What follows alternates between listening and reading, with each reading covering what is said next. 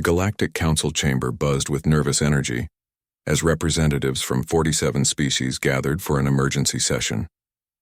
Ambassador Kethvar of the Zephyrian Empire adjusted his crystalline breathing apparatus, the blue glow reflecting his anxiety. Something terrible had happened, something that violated the most sacred law written into the very foundation of galactic civilization. Order. Order. The council speaker, a towering Mytharian whose tentacles writhed with agitation, slammed his ceremonial hammer against the resonance crystal. The chamber fell silent except for the soft hum of translation devices and life support systems. Elder Threx, the oldest being in known space, slowly rose from her hover throne. Her ancient voice crackled through the speakers, each word carrying the weight of millennia. We are gathered because someone has broken the first law, the law written in blood across 1,000 worlds, the law that has kept peace for over 800 years. A collective shiver ran through the assembled delegates. Even the youngest among them knew the stories, passed down through generations like a warning. The first law was simple, carved into the entrance of every space station, every diplomatic facility, every trade hub in the galaxy. Never anger the humans. Ambassador Vexilon of the Hegemony leaned forward, his 6 eyes blinking in sequence. Surely, Elder, you don't mean to suggest that someone has actually— The humans have gone silent. Thrakes interrupted, her voice like grinding stone. Complete communications blackout from all human territories. Their trade ships have stopped arriving. Their diplomats have recalled to Earth. As of 72 hours ago, humanity has withdrawn from all galactic affairs. The chamber erupted in panicked chatter. Species that had never agreed on anything suddenly found themselves united in terror. The crystalline collective's representative began emitting high-pitched frequency bursts of distress. The hive mind's drones started clicking their mandibles in perfect unison, a sound that made everyone's skin crawl. Who? Demanded General Korath of the warrior clans, his massive frame causing the reinforced floor to groan. Who was foolish enough to provoke them? Elder Thrax's ancient eyes swept across the chamber, and several delegates actually tried to hide behind their desks. The Veltar Dominion launched a preemptive strike against human colony ships in the outer spiral.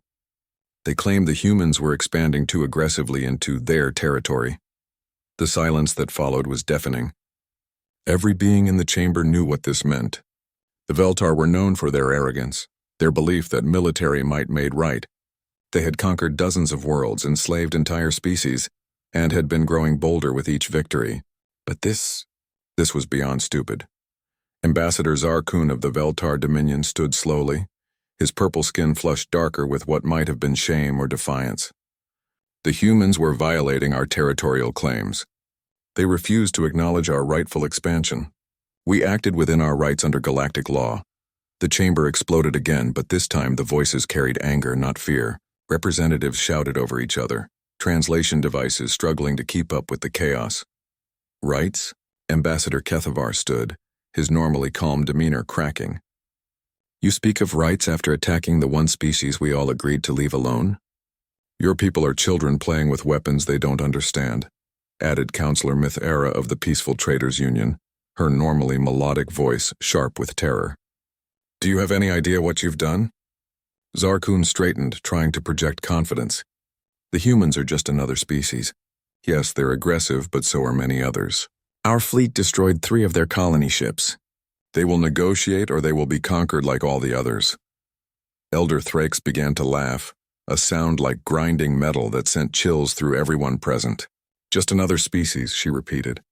Counselor Zarkun, how old is your civilization? 8,000 years, he replied proudly.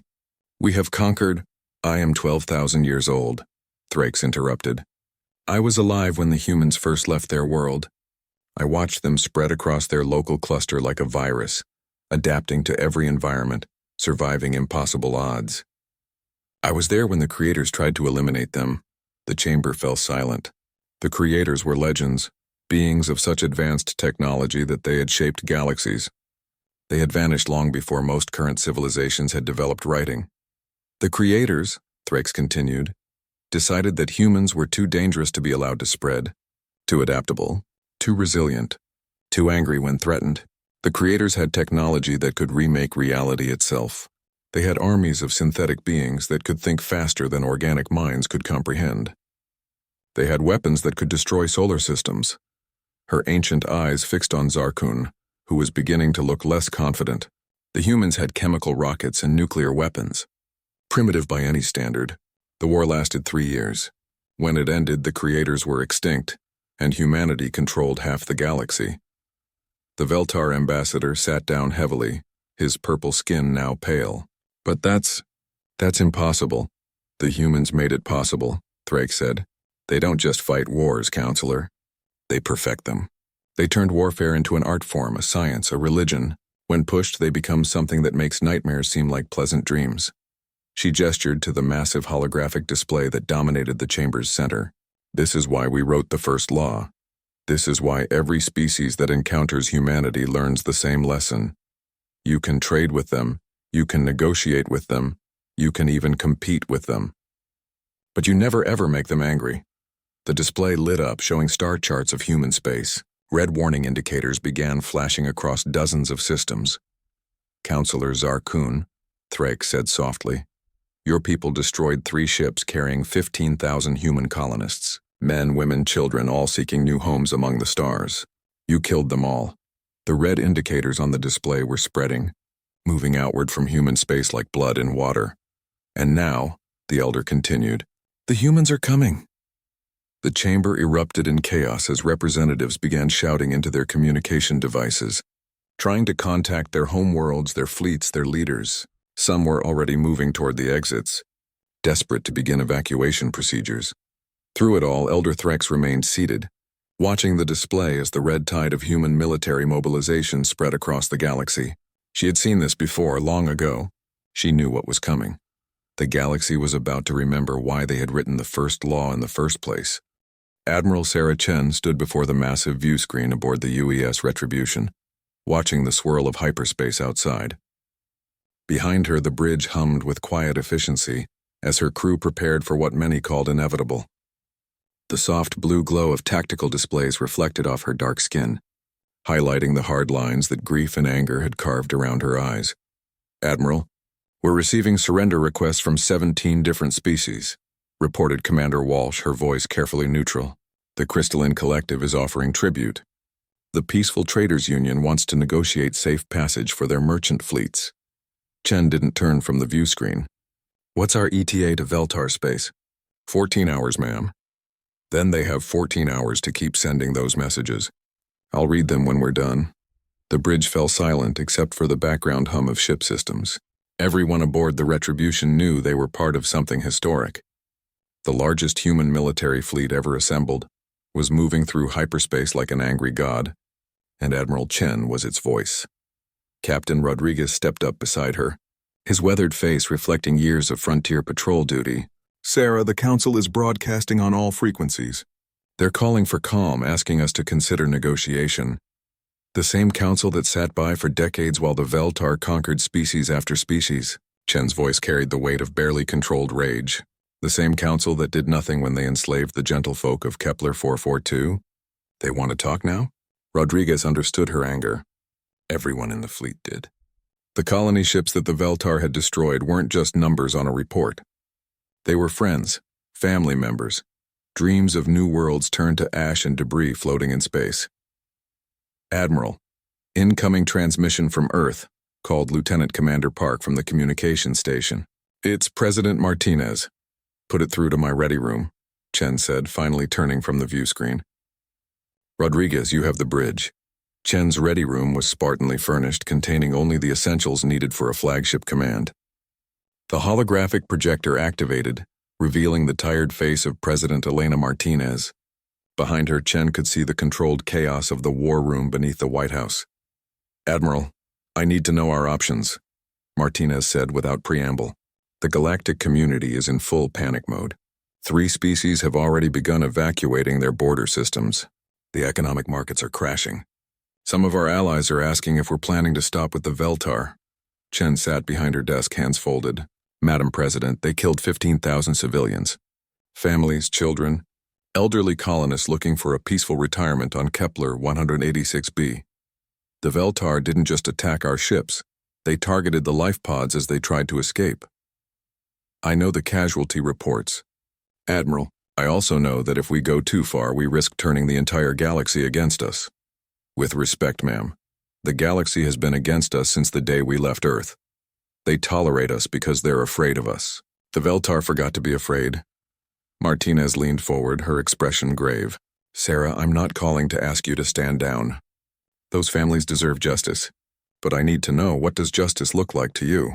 Chen was quiet for a long moment, thinking of the memorial service she had attended just days ago.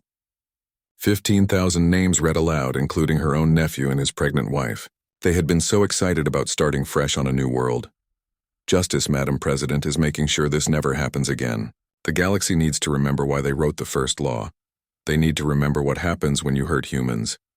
The Veltar are already asking for terms. Their Council of War is claiming they were misled about human intentions.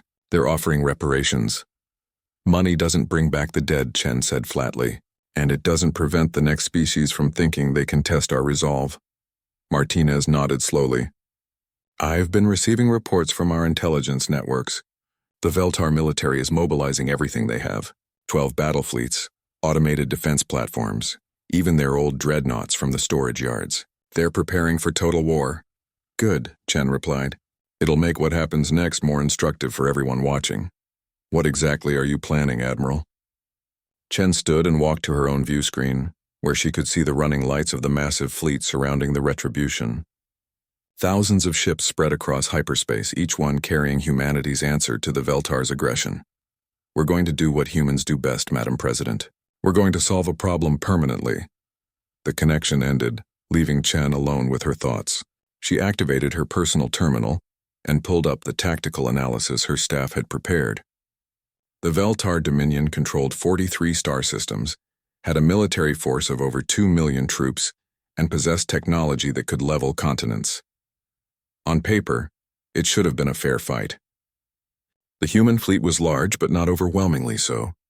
The Veltar had the advantage of fighting in their own territory, with established supply lines and defensive positions. What the reports didn't capture was the difference in mindset. The Veltar fought to conquer. Humans fought to end threats. A soft chime indicated an incoming message from her fleet commanders. Chen accepted the communication, and her ready room filled with holographic projections of 15 other ship commanders. Status report, Chen ordered. Task Force Alpha is ready for deep strike operations, reported Admiral Kim aboard the UES Vengeance. We've identified their primary shipyards and can eliminate their construction capacity within 6 hours of arrival. Task Force Beta has infiltration teams prepared, added Commander Singh from the stealth carrier UES Shadow. We can disable their communication networks and create chaos in their command structure. Gamma Force is standing by for orbital bombardment, said Admiral Jackson grimly. Every military installation in Veltar space has been marked and targeted. Chen listened to each report, feeling the weight of command settle on her shoulders. Each decision she made would shape the galaxy's future. Every order would be studied by alien strategists trying to understand how humans waged war. One more thing, she said as the briefing concluded. I want every ship in this fleet to record everything. Every engagement, every battle, every moment of what happens next. When this is over, I want the galaxy to have a complete record of what human justice looks like. The commanders nodded and signed off, leaving Chen alone again. She returned to the view screen, watching hyperspace swirl past. Somewhere ahead lay the Veltar Dominion, confident in their military might, certain that they could negotiate their way out of the storm they had created. They were about to learn the difference between the humans who had left Earth centuries ago as explorers and the humans who were coming for them now as avengers. Chen activated the ship's intercom, her voice carrying throughout the massive vessel. All hands, this is Admiral Chen. In 12 hours we will exit hyperspace in Veltar territory. They believe they can murder our people and face no consequences. We're going to teach them otherwise. Today we remind the galaxy why they wrote the first law. Today we show them what happens when you anger the humans. Supreme War Commander Velthak stood in the command center of the Dominion's greatest military fortress, watching the tactical displays with growing unease. The massive orbital station hung above the capital world like a steel moon, bristling with enough firepower to reduce a planet to molten slag. Around him, his finest military minds worked frantically to coordinate the defense of their empire. Status report, Velthak commanded, his forearms gesturing at the holographic battle map that dominated the center of the room. "All 12 battle fleets are in position," reported General Corthan, his purple skin darker than usual with stress.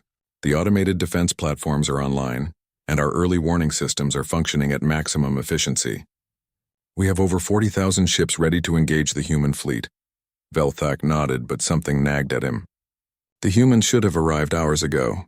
Their fleet had been tracked leaving human space 3 days earlier, moving at standard hyperspace velocities. The mathematics were simple. They should have reached the border systems by now. "Any sign of human forces in our territory?" he asked. "None, Supreme Commander. Our sensor networks show no hyperspace disturbances, no energy signatures, nothing. It's as if they simply vanished. That was impossible. Fleets that large couldn't just disappear. Unless, are we certain our sensors are functioning correctly?" Velthak demanded. Before anyone could answer, the lights in the command center flickered. Emergency klaxons began wailing throughout the station. Red warning indicators flashed across every display. "What's happening?" Velthak roared. "Sir!" Multiple hyperspace emergent signatures detected. The sensor operator's voice cracked with panic. "They're everywhere!" "Inside our defense perimeter, behind our fleets, in orbit around our core worlds." The main tactical display updated, and Velthak felt his heart skip a beat. Human ships were appearing throughout Veltar space simultaneously, not at the borders where they should have been detected and engaged, but deep inside the Empire, in positions that should have been impossible to reach undetected. "How did they get past our sensors?" General Corthan demanded. "They didn't," whispered Communications Officer Velnya, her voice barely audible over the alarms. "Sir, I'm receiving reports from our border systems. The humans never left hyperspace. They've been traveling through some kind of advanced hyperspace layer we can't detect." Velthak stared at the display in horror.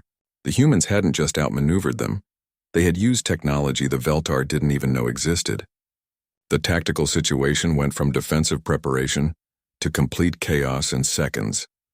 "Order all fleets to converge on the capital system," he commanded. "We'll make our stand here. Sir, we're receiving communication requests from 17 different systems. Our outlying garrisons are requesting immediate reinforcement. The humans aren't just attacking military targets, they're hitting infrastructure, communication networks, supply depots." Velthak watched as red indicators spread across the map like a virus. The humans weren't fighting a conventional battle. They were systematically dismantling the Dominion's ability to wage war. "Patch me through to the human fleet commander," he ordered. "We need to negotiate before this goes any further." "Sir, I've been trying. The humans aren't responding to any communication attempts. They're not even acknowledging our surrender requests." The Supreme War Commander felt a chill run through his body. In all his years of warfare, enemies had always been willing to talk, to negotiate, to accept surrender when the situation became hopeless. The silence from the human fleet was more terrifying than any threat. "Incoming transmission from Admiral Chen aboard the human flagship," Velnya announced suddenly. "Put it through immediately," Velthak ordered. The main display shifted to show a human woman in a dark blue uniform. Her face was impassive, showing no emotion, no anger, nothing but cold professional assessment. Behind her, Velthak could see what appeared to be a massive command bridge filled with humans working with terrifying efficiency. "Supreme War Commander Velthak," Admiral Chen said, her voice carrying clearly through the translation systems. "I am Admiral Sarah Chen of the United Earth Space Command.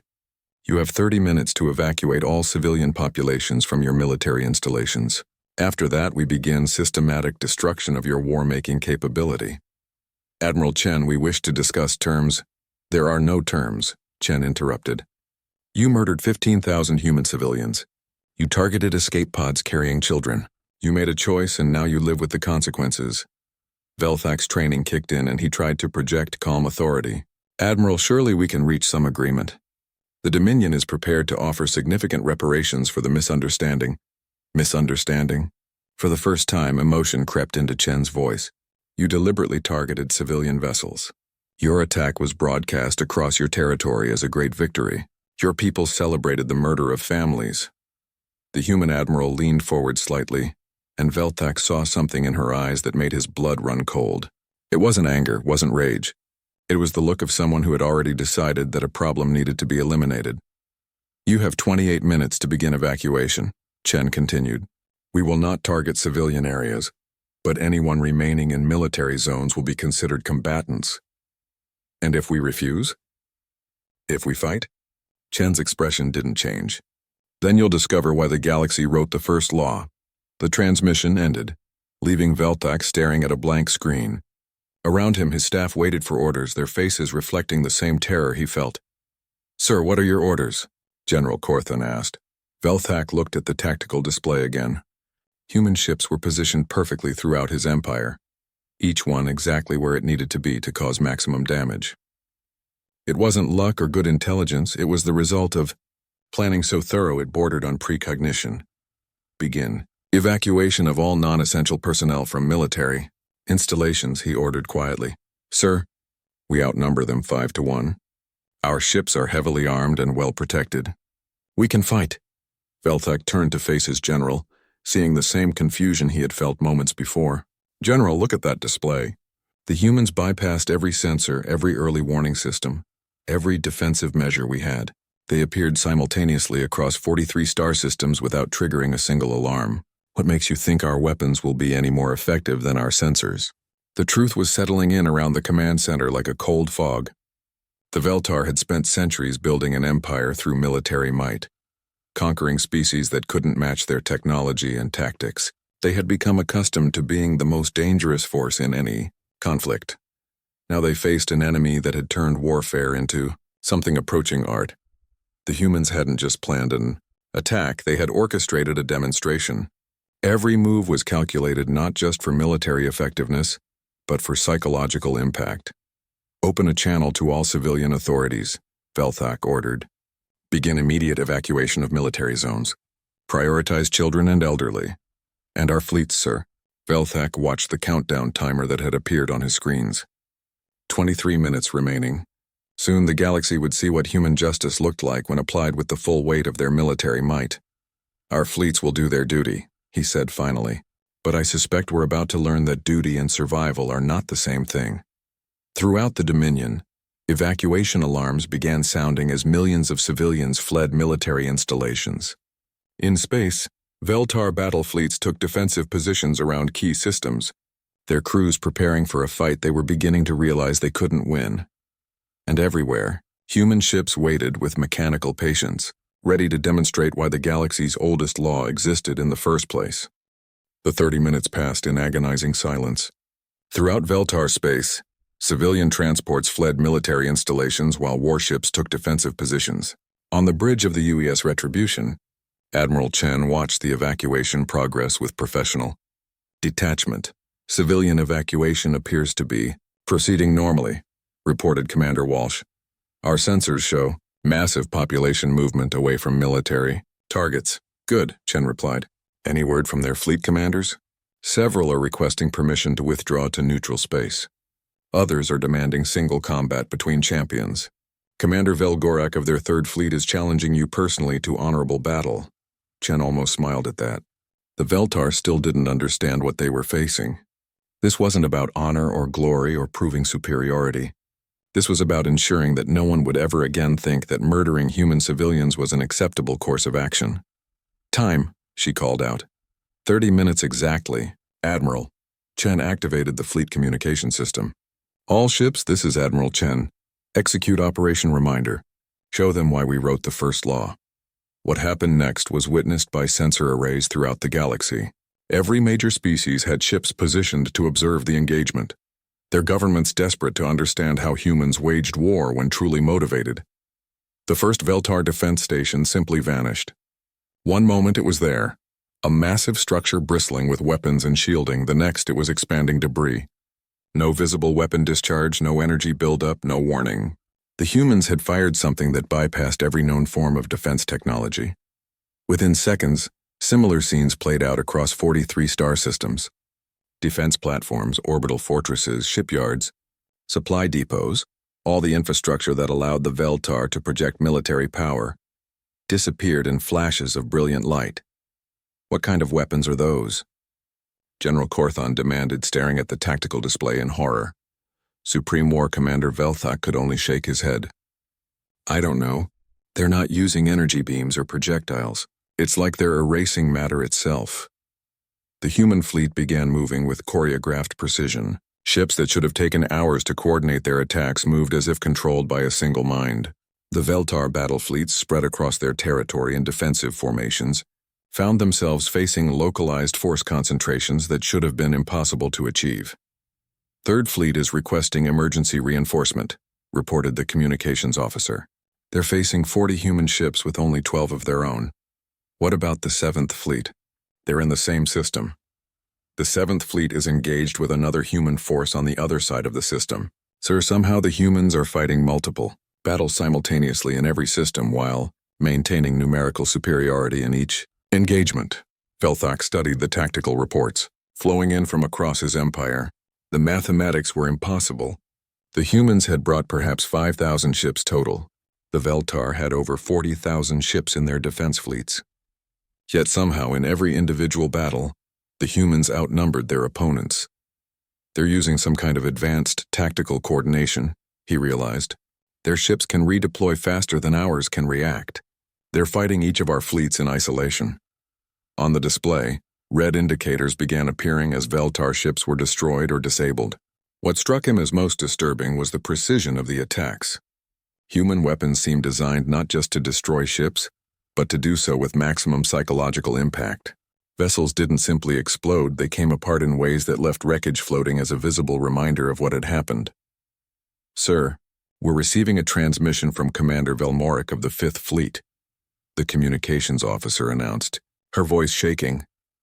Put it through. The main display showed the bridge of a Veltar heavy cruiser. Smoke and sparks filled the air, and Commander Velmoric's purple skin was streaked with darker blood. Supreme Commander, we need immediate evacuation. The humans, they're not just destroying our ships. They're leaving the crews alive and helpless. Every ship they disable becomes a beacon showing what happens to those who fight them. Velthak felt his breath catch. What do you mean? They've disabled our weapons and engines but left life support intact. My entire fleet is floating dead in space, unable to fight, unable to flee, but very much alive to watch what happens next. It's psychological warfare, sir. They want us to see what they're capable of. The transmission cut as another human weapon struck the cruiser, and Velthak watched the ship's energy signature shift to minimal life support only. Throughout his empire, the same pattern was repeating. Human forces weren't just winning battles, they were crafting object lessons. Open a channel to Admiral Chen, Velthak ordered. Sir, the humans still aren't accepting communication requests. Then broadcast on all frequencies. Emergency surrender protocols. Velthak stood before the main display knowing that his words would be heard not just by the human fleet, but by observers throughout the galaxy. Admiral Chen, this is Supreme War Commander Velthak of the Veltar Dominion. I formally surrender all military forces under my command. We request terms for cessation of hostilities.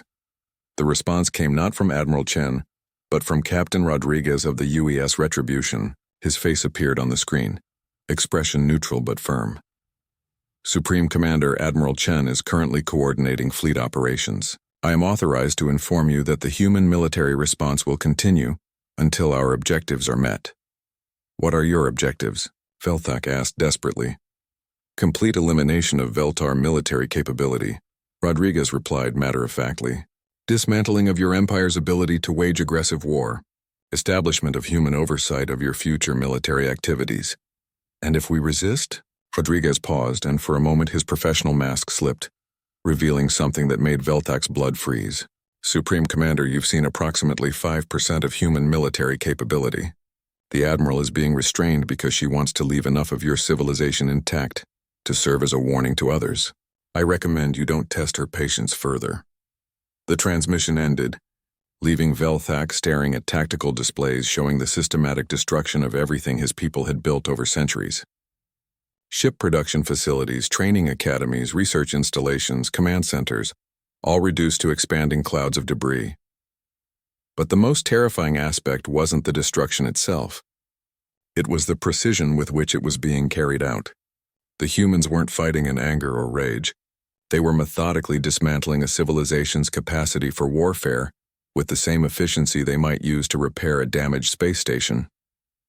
Sir, General Corthan said quietly, what are your orders? Velthak looked around the command center at faces that reflected his own horror and growing understanding. They had awakened something that viewed war not as a contest between opposing forces, but as a problem to be solved permanently. "Order all remaining fleets to stand down," he said finally.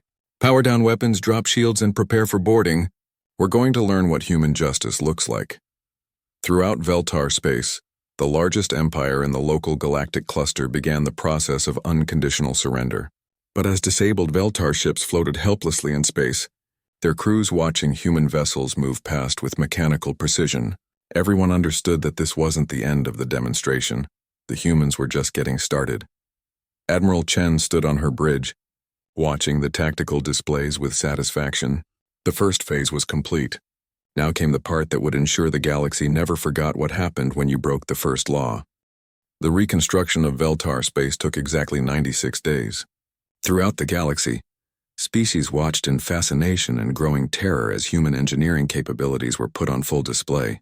Where once massive military installations had orbited planets, new structures appeared. But these served very different purposes.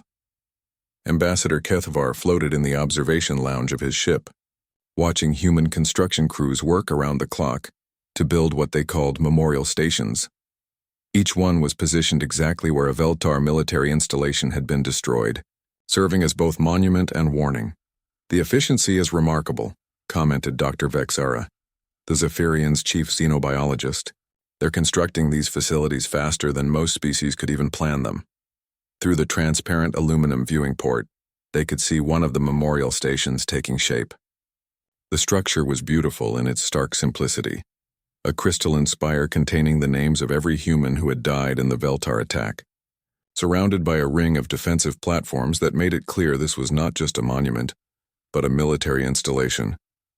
"It's not just efficiency," Kethvar replied quietly. "It's a message. They're showing the galaxy that they can destroy and rebuild faster than we can comprehend. These stations aren't just memorials. They're proof of human industrial capacity." On the planet below, former Veltar military personnel worked alongside human supervisors to dismantle the remaining weapons manufacturing facilities. The process was methodical, thorough, and completely voluntary. The Veltar had discovered that cooperation with human oversight was far preferable to the alternatives. "Incoming transmission from the surface," announced the ship's communication officer. "It's Administrator Velkoth requesting permission to come aboard." Kethvar nodded his consent. Administrator Velkoth had been the Supreme War Commander's second-in-command, now serving as the interim civilian leader of what remained of the Veltar Dominion. The transition from military empire to human protectorate had been swift and, remarkably, almost bloodless. When Velkoth materialized in the transporter bay, Kethvar was struck by how much the Veltar leader had changed. The arrogance and military bearing were gone, replaced by something that looked suspiciously like relief. "Ambassador Kethvar, thank you for agreeing to this meeting," Velkoth said, his forearms gesturing in the traditional Veltar greeting of respect. "Of course, Administrator. How are your people adapting to the new arrangements?" Velkoth was quiet for a moment, looking out at the memorial station under construction. "Better than we expected, if I'm being honest. The humans, they're not what we thought they were." "What do you mean?" "We expected conquerors, oppressors. Instead, they've become teachers." Velkoth activated a portable holographic projector, showing images from across the former Dominion. "Look at this. They're helping us rebuild our infrastructure, but with technology focused on agriculture, medicine, education. They're not trying to control us. They're trying to transform us." The images showed Veltar cities where human advisors worked alongside local engineers to design new transportation systems, medical facilities, and educational institutions. Where once the Dominion had focused entirely on military expansion, now they were learning to build a civilization based on different values. "Every former Veltar world now has a human administrative team," Velkoth continued. "But they're not governing us. They're teaching our people how to govern themselves without military conquest as the primary tool." Kethvar studied the images with growing amazement. The humans hadn't just defeated the Veltar militarily. They were systematically remaking their entire civilization. But instead of imposing human values by force, they were demonstrating alternative approaches and letting the Veltar choose their own path forward. "What about resistance? Surely some of your people object to human oversight." There was some initially, Velkoth admitted. A few military commanders tried to organize guerrilla resistance. But then the humans did something we didn't expect, which was, they captured the resistance leaders and gave them tours of the memorial sites, showed them recordings of the colony ships being destroyed, made them understand exactly what they had been fighting to defend. Velkoth's expression darkened. After that, resistance became difficult to justify. A soft chime indicated another incoming transmission. This time it was Admiral Chen herself calling from the UES Retribution. "Admiral," Kethavar said as her image appeared in the lounge, "to what do we owe the honor?" "Ambassador Administrator Velkoth, I wanted to update you on the final phase of our operations here," Chen replied. Her manner was professional but noticeably less cold than it had been during the military campaign. "Tomorrow we'll be conducting the formal transfer of authority." "Transfer of authority to whom?" Kethavar asked. "To the Veltar people themselves," Chen said simply. "Our oversight period is ending. The new Veltar Peaceful Republic is ready to govern itself." Velkoth stared at the display in shock. "Admiral, surely you don't mean..."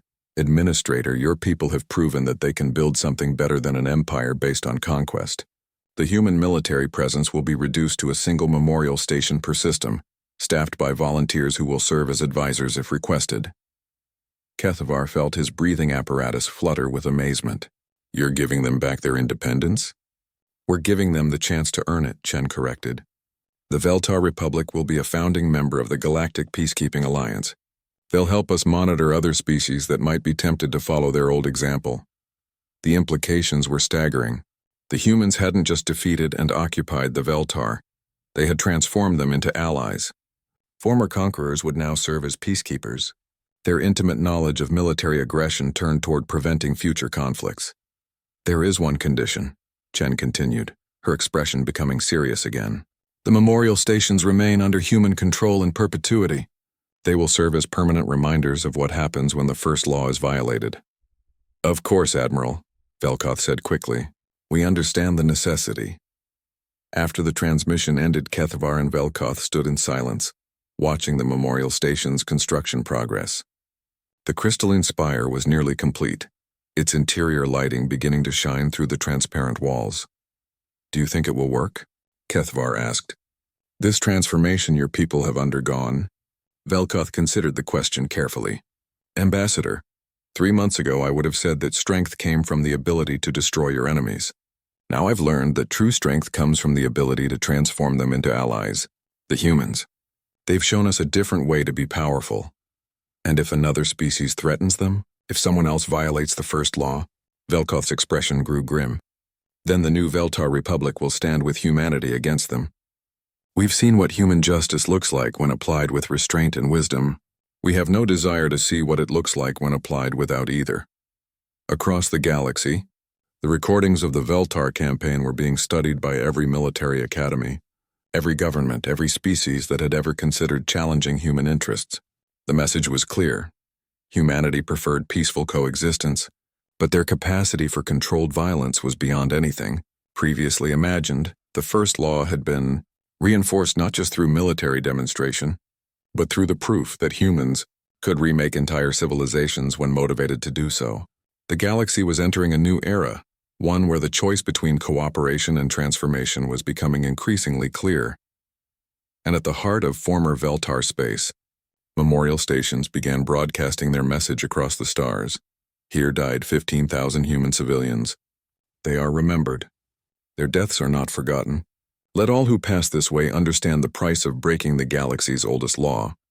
5 years after the Veltar intervention, as historians had begun calling it, the galaxy had settled into an uneasy but stable peace. The Galactic Council chamber buzzed with activity as representatives gathered for their annual assembly. But the atmosphere was markedly different from previous years. Elder Thrakes, now even more ancient but somehow appearing more vital, called the session to order. "We gather today to commemorate the 5th anniversary of the galaxy's most important lesson in recent memory," she announced. "Let us begin with the memorial observance." Throughout the chamber, beings of dozens of species stood in respectful silence as holographic displays showed the memorial stations that now dotted former Veltar space. The crystalline spires had become pilgrimage sites, visited by millions of beings who came to understand the true meaning of the first law. We acknowledge the 15,000 human civilians whose deaths reminded us all why we wrote the galaxy's oldest law, Thrakes continued. Their sacrifice became the foundation for a new era of galactic peace. As the memorial period ended, Ambassador Kethvar rose to address the assembly. His appearance had changed dramatically over the past 5 years. Where once he had seemed nervous and uncertain, he now projected the confidence of someone who had witnessed history and understood its lessons. Honored colleagues, he began, 5 years ago we watched in terror as humanity demonstrated what happens when their civilians are murdered. Today I want to report on what has happened since. The main display lit up with economic and social data from across the galaxy. Interspecies trade has increased by 400%.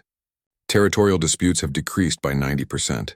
Military expenditures galaxy-wide have dropped to their lowest levels in recorded history. Murmurs of amazement rippled through the chamber. How is this possible? Asked Counselor Mithara of the Peaceful Traders Union. Because everyone now understands the true power of the human approach to conflict resolution, Kethvar replied. They don't just defeat enemies, they transform them into partners. Administrator Velkoth stood from the section reserved for the Veltar Republic delegation. His presence at the council was itself a testament to how much had changed. If I may address the assembly, he said formally. Of course, Administrator, Thrakes replied. Velkoth activated his own holographic display, showing images of Veltar worlds that were unrecognizable from their militaristic past. 5 years ago, my people controlled 43 star systems through military force. We had conquered 12 species and were planning to expand further. The images showed bustling civilian centers, agricultural complexes, research facilities, and educational institutions. Today, those same 43 systems are home to representatives of 37 different species, all living in voluntary cooperation. Our former military production facilities now manufacture medical equipment, agricultural technology, and educational materials that we share freely with our neighbors. How did the humans accomplish this transformation? Asked General Korath of the warrior clans, his massive frame leaning forward with genuine curiosity. They didn't accomplish it, Velkoth replied. They enabled us to accomplish it ourselves. The humans never imposed their government on us, never forced us to adopt their customs, never demanded tribute or submission. Instead, they showed us what was possible when strength was used to protect rather than conquer. Ambassador Zarkun, the former Veltar representative who had triggered the entire crisis, stood slowly. His appearance was perhaps the most changed of anyone in the chamber. Where once he had projected arrogance and military pride, he now seemed thoughtful and introspective. Honored colleagues, I was the fool who caused this crisis, he said quietly. I was the one who ordered the attack on human civilian ships. I believed that strength meant the ability to take what you wanted from those too weak to stop you. The chamber fell silent. Every being focused on his words. The humans could have executed me for war crimes. Instead, they assigned me to work at one of their memorial stations. For 3 years I spoke with visitors about what had happened and why. I answered their questions about how someone could order the murder of families seeking new homes among the stars. His voice grew stronger as he continued. Those 3 years taught me something that no military academy, no conquest, no victory ever could. True strength isn't the ability to destroy your enemies. True strength is the ability to turn your enemies into friends. Elder Thrakes nodded slowly. And what of the humans themselves? How have they changed during this period? Admiral Chen's image appeared on the main display, transmitted from the UES Retribution, which now served as the flagship for the Galactic Peacekeeping Alliance. She looked older, with gray threading through her dark hair, but there was a peace in her expression that hadn't been there during the war. Elder Thrakes, honored delegates, Chen said formally. The past 5 years have taught humanity as much as they've taught the galaxy. We've learned that our greatest weapon isn't our military technology. It's our ability to inspire others to be better than they thought possible. What are humanity's plans for the future? Asked Counselor Mithara. The same as they've always been, Chen replied. To explore, to learn, to grow, and to protect those who cannot protect themselves. The difference is that now we're not doing it alone. The display shifted to show images from across the galaxy. Joint exploration missions with dozens of species, collaborative research projects tackling galaxy-wide challenges, and peaceful settlements on worlds that had once been battlefields. The Galactic Peacekeeping Alliance now includes 47 species, Chen continued. Not because we conquered them, but because they chose to stand with us. Together we're building something that none of us could achieve alone, a galaxy where strength serves peace rather than war. Elder Thrake stood slowly, her ancient frame supported by the wisdom of millennia. 5 years ago we feared that humanity had become too dangerous to coexist with. Today we see that humanity's true danger was never to those who lived in peace, but to those who thought peace was weakness. She gestured to the memorial stations visible on the displays around the chamber. The first law remains as important today as it was when we wrote it. But now we understand its true meaning.